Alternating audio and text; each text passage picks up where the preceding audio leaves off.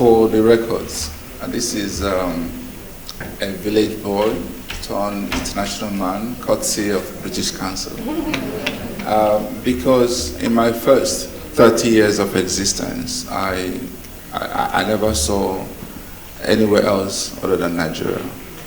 Despite being an achiever, I had excelled in my schools and became one of the best bankers at the time for 10 years, but I was still all around Nigeria. Never visited Ghana, never Cotonou, nowhere. And then I applied for British Council Achievement Scholarship, FCO, and eventually I was successful. And here I was being treated like a king.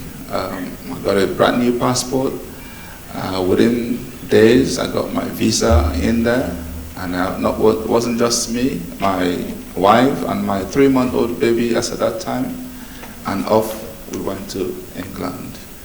And I must say, coming back a year after with MSc in finance, turned around everything, because just going back to the same banking industry, the roles I started handling had a lot of international sphere. So I could directly relate to my going to England, my studying MSc Finance, to all that happened thereafter. I became head of embassies and multilaterals, head of international banking, head of offshore liaison, and on. Eventually became a general manager for global transaction banking. I actually now started moving from one country to another, opening banks. I visited over 30 African countries. I was in the US, in the UK, in China, in India, in Dubai, in France. And all of this I can relate purely to the experience and exposure and how people started seeing me as an Englishman.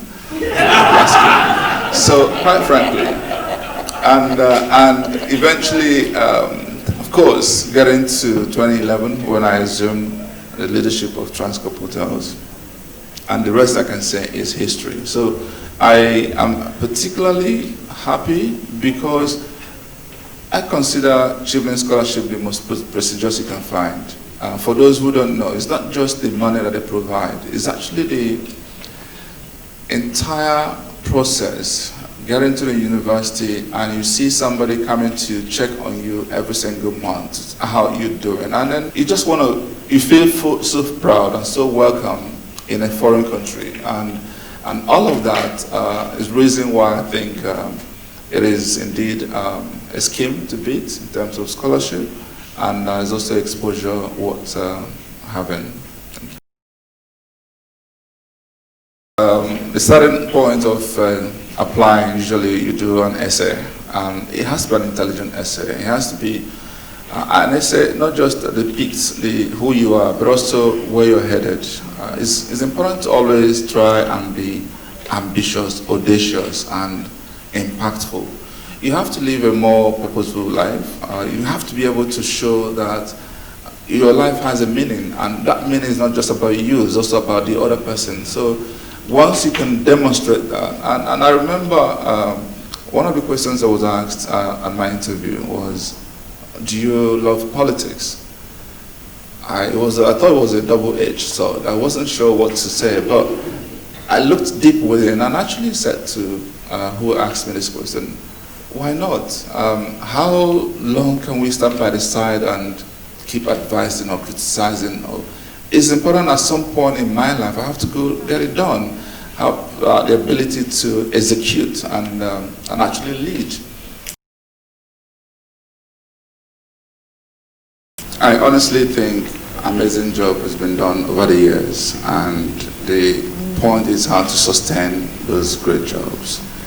But beyond that, it's also how to deepen educational advancement.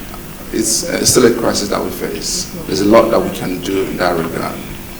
There's a lot of partnership we can enhance, curriculum we can share, and also, especially on the vocational side, there's a lot. We have a huge problem in Nigeria with finishing.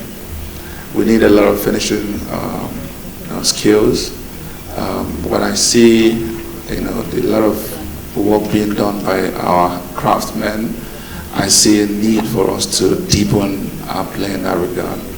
I see an opportunity for British Council to further impact there.